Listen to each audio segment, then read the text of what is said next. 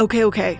It's finally here, guys. You've been asking for this video for a very long time, and it took me way too long to get to it, but we are finally here. Granted, it is the end of the year, it is December, but we're here. We did it. It's time for DoTERRA.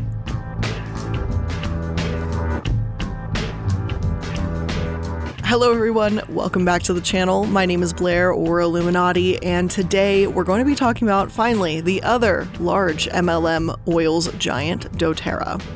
Now, I did very briefly touch on this company when I talked about the MLMs in the MLM family tree video, and I even talked about it almost 2 years ago in my history of MLMs video, way long ago on the channel. So if you're entering into this thinking that this is essentially a ripoff of another essential oil MLM, you're not entirely wrong, because DoTERRA was literally made with some of Young Living's former executives, so there's a lot of really weird similarities there. But they do have their own shenanigans that have been going on and their own issues entirely, plus it's been a while since I've talked about any essential oil whatsoever here, so let's just dive into it and let's start with talking about their very shady company history. So, as per usual, when we're going to talk about any company whatsoever, we have to get to the bare bones and find out where they started and why they started. So, let's take a look at doTERRA's website and see why they started and how their beginnings were formed, according to them. So, according to doTERRA's website, it was founded in 2008. doTERRA's mission from the beginning was to share the highest quality essential oils with the world. Having seen the incredible benefits of using these precious resources, a group of healthcare and business professionals set out to make that mission a reality. They formed a company and named it doTERRA, a Latin derivative meaning gift of the earth. The first hurdle they needed to overcome was to establish a quality standard in an industry that had never had one previously. Gotta love that little jab at Young Living, but anyway, back to this.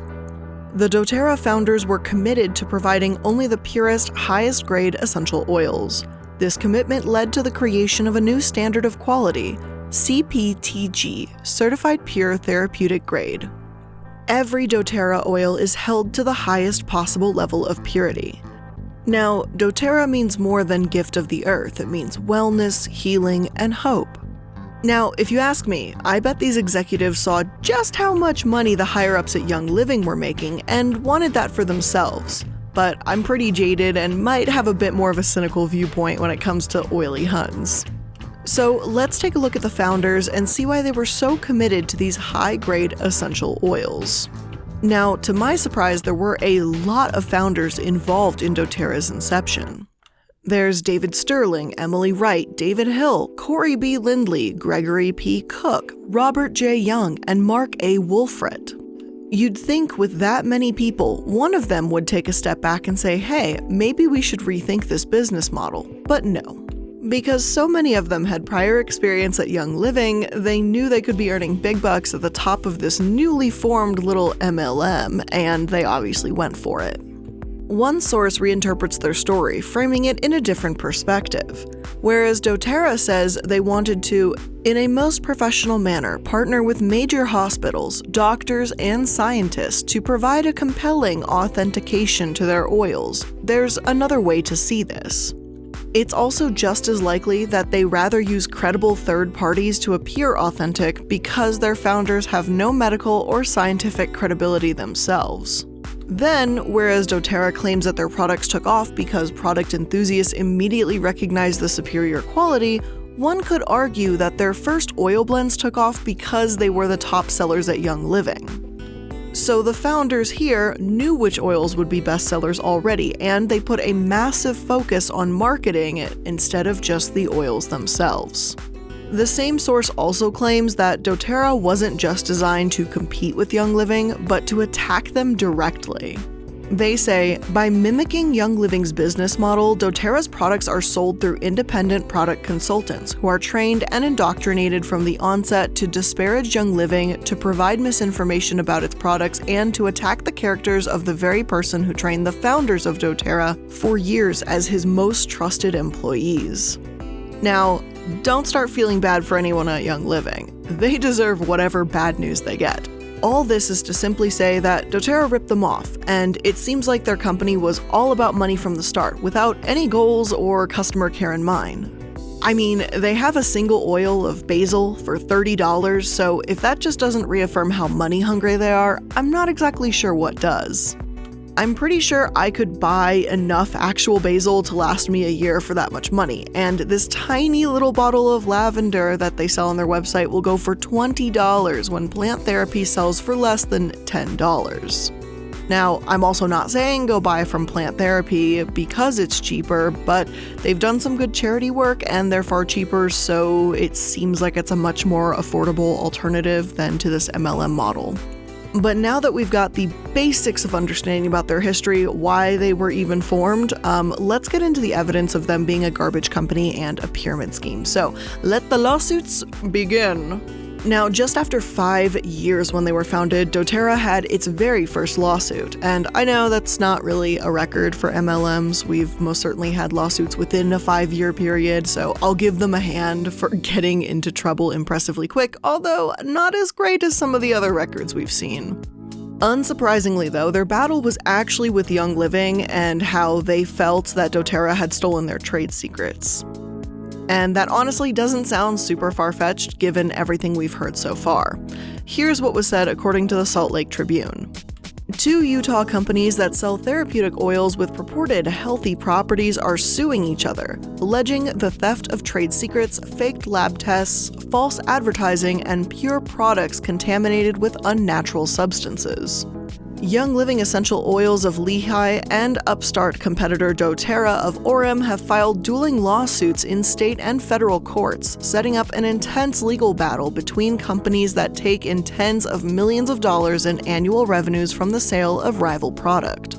Even though this is a doTERRA video and not a Young Living one, you're undoubtedly going to hear a bit about Young Living today because the two are so intertwined.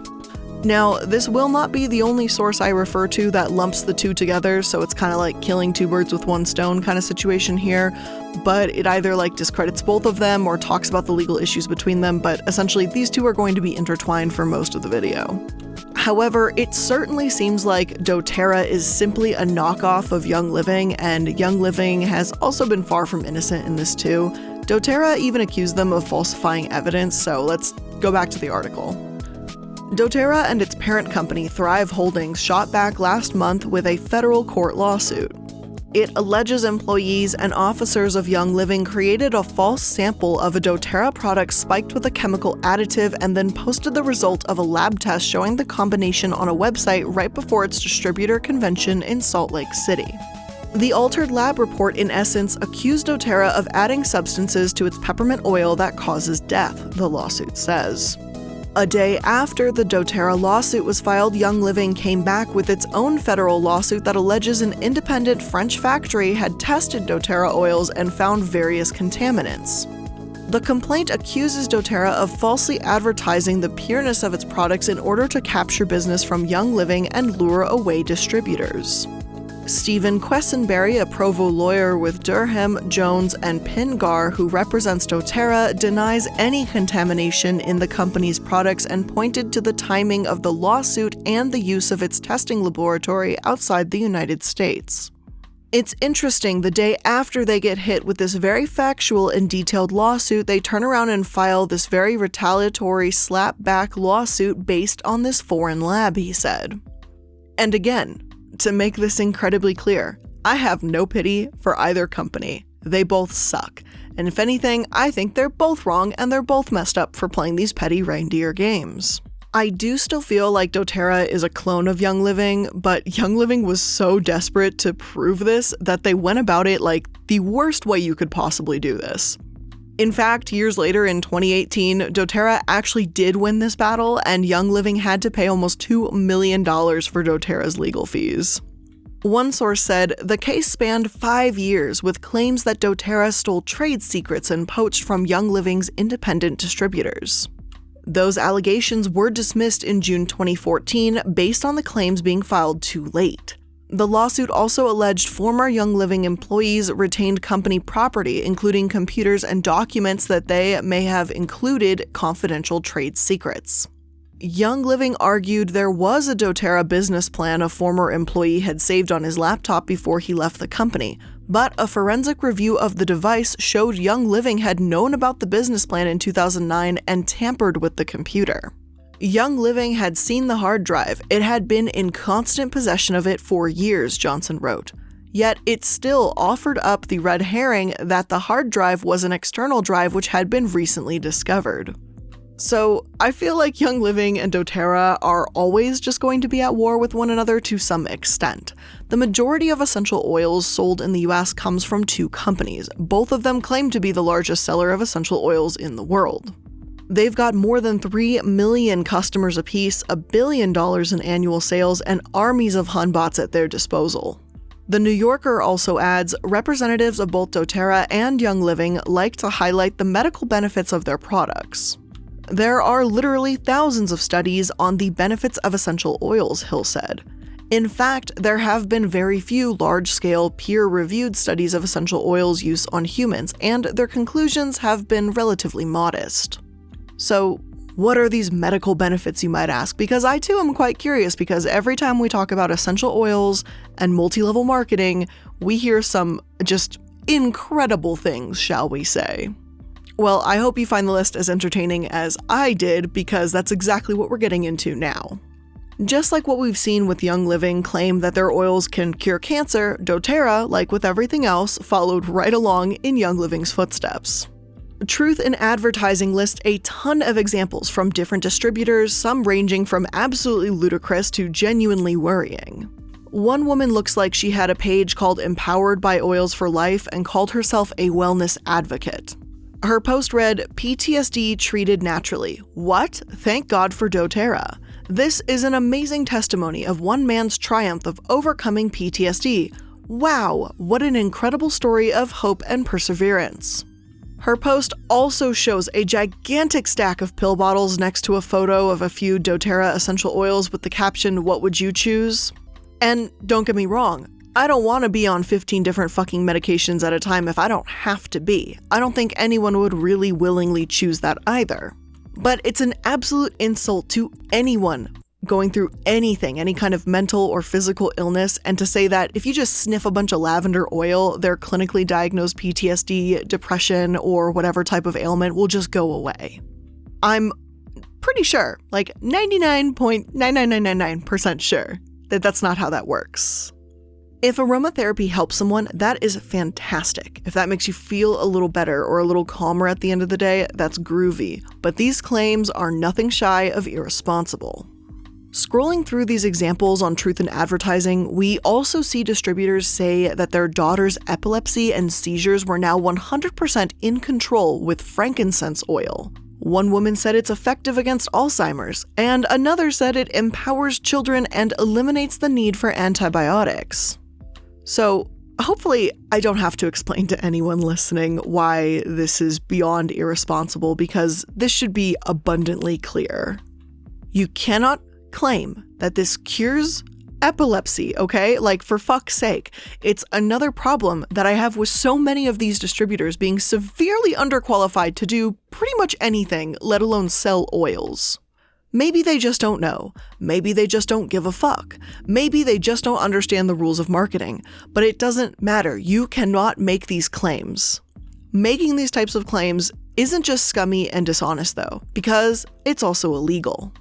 As the New Yorker explained, in September 2014, the FDA sent a sternly worded letter to doTERRA scolding the company for distributors' claims about oils and conditions including cancer, brain injury, autism, Alzheimer's disease, and ADHD. The agency cited a tweet by a doTERRA consultant using the handle Mrs. Skinny Medic that listed oils that could prevent you contracting the Ebola virus, and a Pinterest post by Wellness Empress that recommended peppermint oil for asthma, autism, bacterial infections, and brain injury. A few weeks later, federal agents appeared at doTERRA's Utah headquarters and began examining the company's files. It's always fun when the FDA shows up on your doorstep, Hill said, and they walk into your office and say things like, Dr. Hill, are you personally culpable for every single person using these oils? These were scary moments. doTERRA instituted a 50-person compliance team to scour social media posts looking for non-compliant language and hosted weekly conference calls, helping distributors translate their stories into acceptable language. We have a whole team using very sophisticated software whose whole job is to systematically go through and look for potential claims like frankincense and cancer or doTERRA lavender Ambien.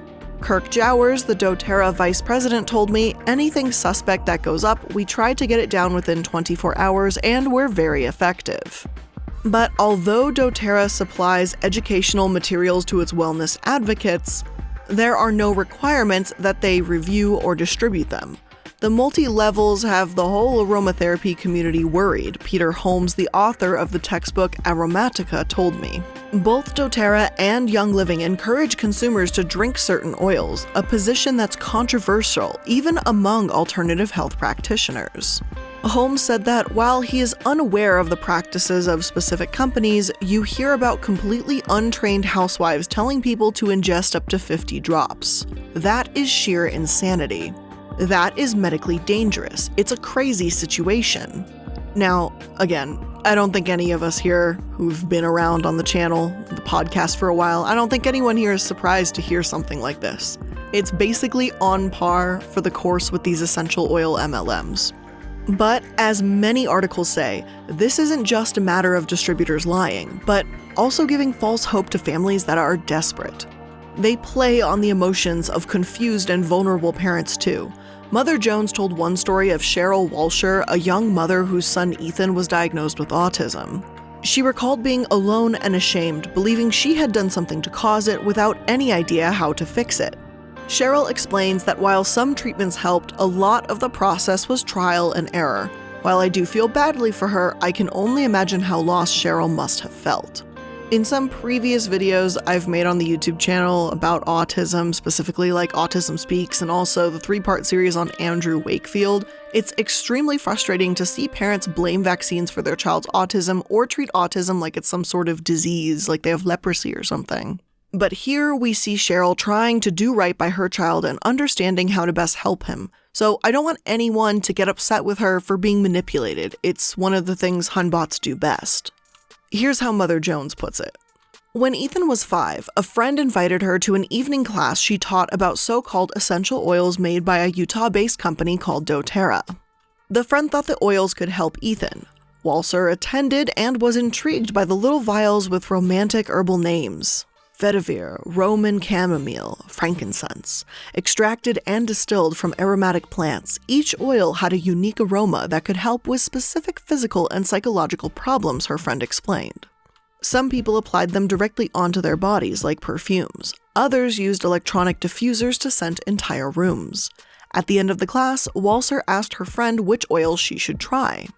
She told me, "Think of your boy and hold this oil, and if your heart says get this oil, you should get it." Walser finally settled on a $150 starter kit plus 2 sample vials of Balance, a proprietary blend that, according to the promotional material, promotes tranquility while bringing harmony to the mind and body and balance to the emotions.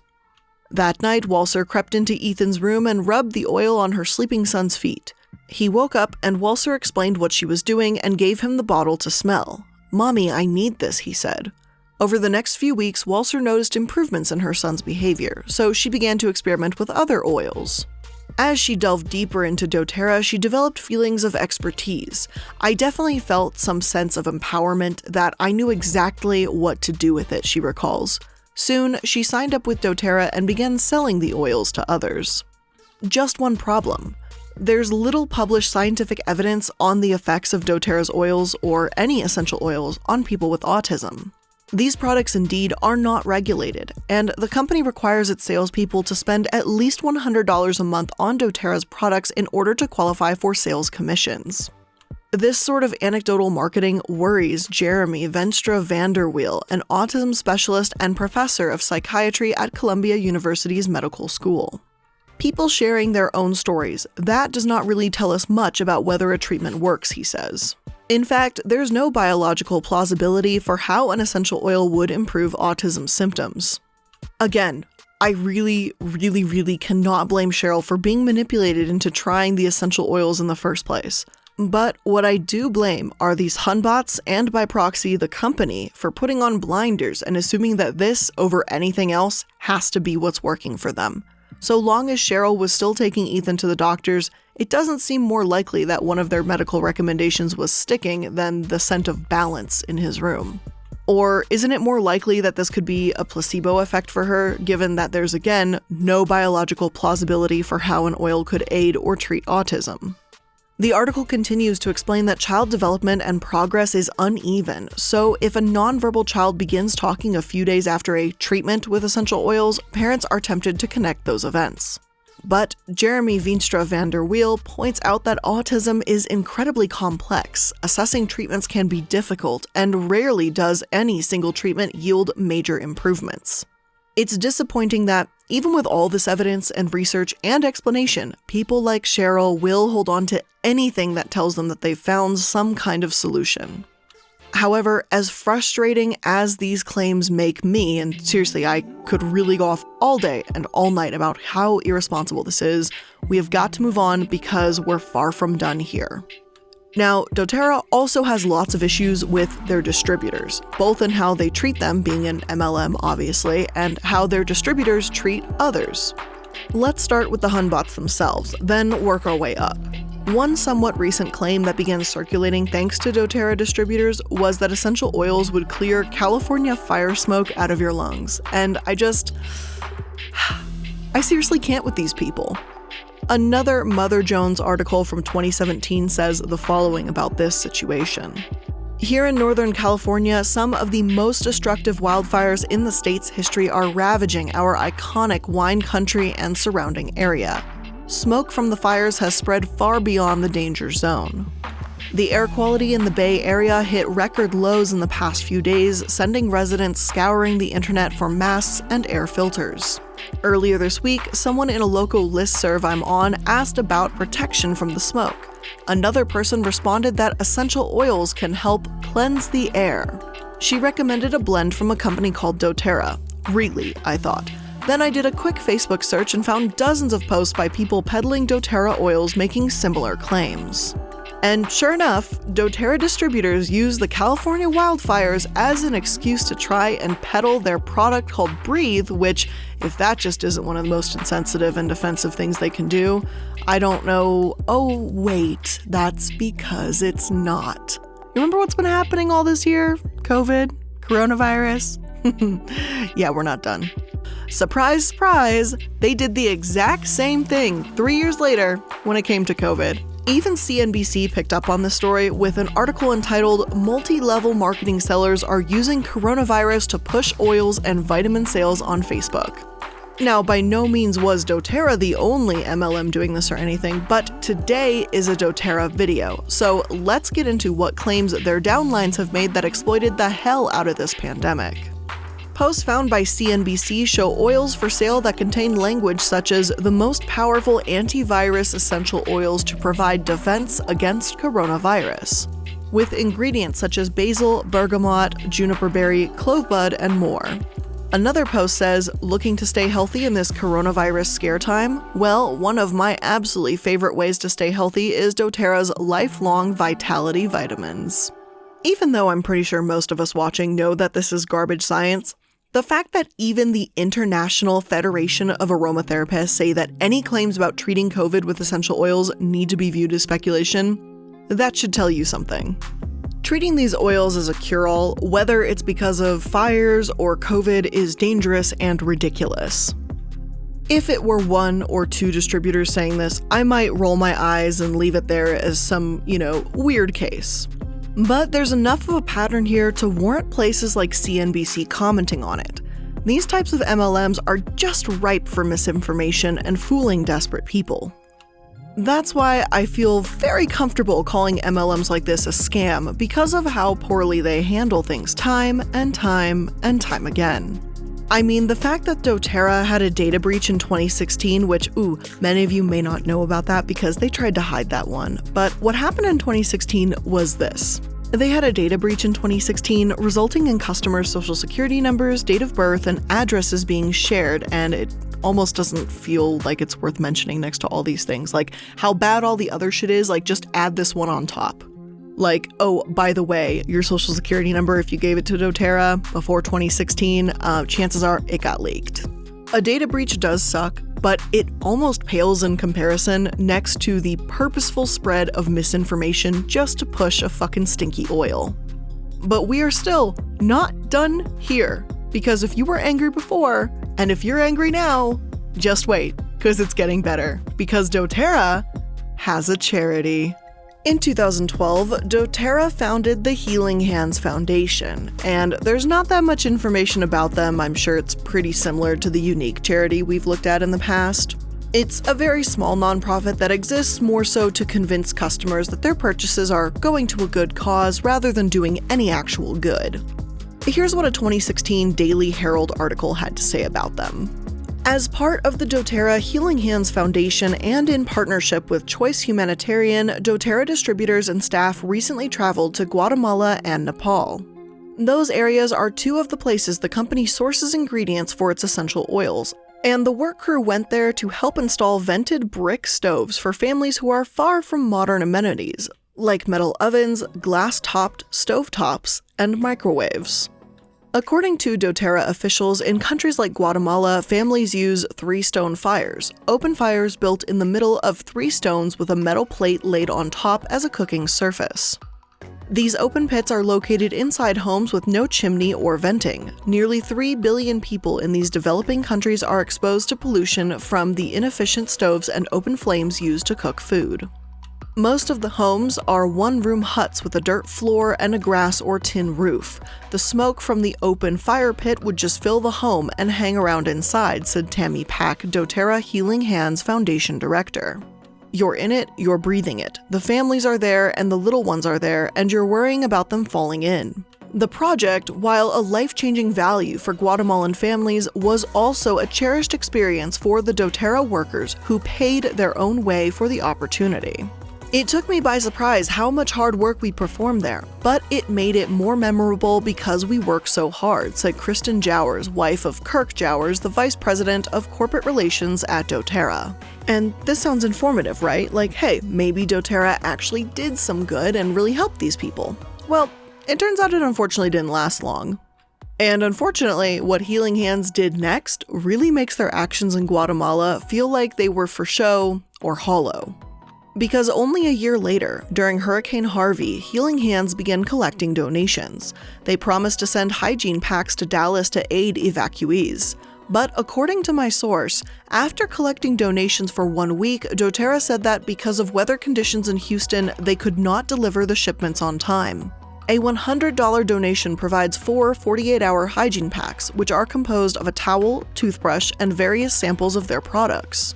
Initially vague about the mechanics of the effort, the doTERRA Healing Hands Foundation Facebook page quickly filled with people who both criticized the cost of the kits and argued that hurricane victims had more pressing needs than samples of essential oils. So, just to be clear from this article, for a $100 donation to the Healing Hands Foundation, doTERRA sent a towel, a toothbrush, and sample products of their oils. I know I shouldn't be surprised that an MLM has tried to profit off a tragedy, but does this make any sense to anybody? Like, they sent essential oils to hurricane victims. Like, why would they do that? Did they think that, like, oh, if you smell these oils, it will make you feel less bad about your town and your home being flooded and ultimately destroyed? The point I'm trying to make isn't even that essential oils are 100% useless. Don't get me wrong. It's great when my house smells amazing, and I recently discovered some candles with the wooden wicks in them that sound like a little fire crackling. Love those things. Amazing. Our sense of smell is underrated, and I'm absolutely open to hearing studies about the benefits of essential oils. Real studies, not fake ones, by the way, just for anyone who thinks they're gonna just send me some really weird slanted shit. I'm sure they have a benefit, but sending them to hurricane victims is really tone deaf. Now here's the thing, there are some studies that are actually starting to show some of the benefits of essential oils. Here's what an article from Johns Hopkins Medicine said about it. Results of lab studies are promising. One at Johns Hopkins found that certain essential oils could kill a type of Lyme bacteria better than antibiotics, but results in human clinical trials are mixed. Some studies indicate that there's a benefit to using essential oils, while others show no improvement in symptoms. Clinical trials have looked at whether essential oils can alleviate conditions such as anxiety, depression, nausea, insomnia, low appetite, and dry mouth. So don't leave this video thinking I hate essential oils. I don't. I hate an MLM business model, and I hate when people have to lie about products in order to sell them. And companies like doTERRA are really what help give essential oils an absolutely horrific reputation, even if some of them do smell good. If Hunbots were just posting to Facebook about how people should get lavender because it's been shown to alleviate depression in some case studies, I probably wouldn't be as upset. Like, sure, I'd still criticize them that they're an MLM with overpriced oils, but I wouldn't be upset that they were blatantly misleading customers. And, saying that their oils cure cancer. However, now that we've talked about their history, the lawsuits, and some of the ridiculous claims, we're going to answer one last question about doTERRA. Can you actually make any money selling it? The short answer is no. So thanks for coming to my channel. See you guys in the next one. No, I'm just kidding. We gotta go through the numbers. You guys know I'm not gonna leave you hanging like that. But seriously, even though doTERRA seems to focus on their leaders' income in the earning statements and the ranks that they put out there, their income disclosure statements tell a completely different and really sad story. The disclosure statement includes that most advocates, a little over 63% of all advocates, do not make any money selling doTERRA. Entry-level wellness advocates account the bulk, 76% of the company's advocates. Only 16% of those entry-level advocates make any money at all.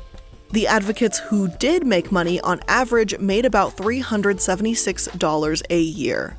This average doesn't take into account the people who lost money, remember to subtract those costs, or broke even.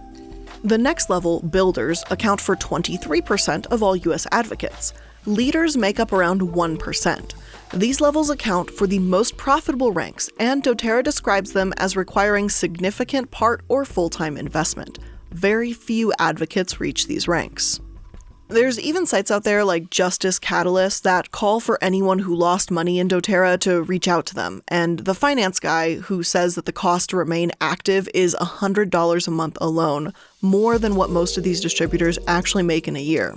These wellness distributors aren't doTERRA salespeople. They're the customers, and that's the case with most MLMs we've seen. And it will continue to be the case so long as MLMs continue to use this messed up pyramid scheme type business model. So with all of that being said, that's where I'm going to end today's video. I hope you guys liked it and you learned something new about doTERRA today. If you did, make sure to hit that like button, and if you're new here, make sure to subscribe so you don't miss videos from me every single Monday, Wednesday, and Friday. If you want more content from me, including my podcast, social media, other channels that I work on and all this kind of stuff, links for literally everything will be in the description box down below, as well as all of my sourcing that I used to create today's video. So thank you all so much for making it to the video. Love you guys, and I'll see you in the next one. Bye!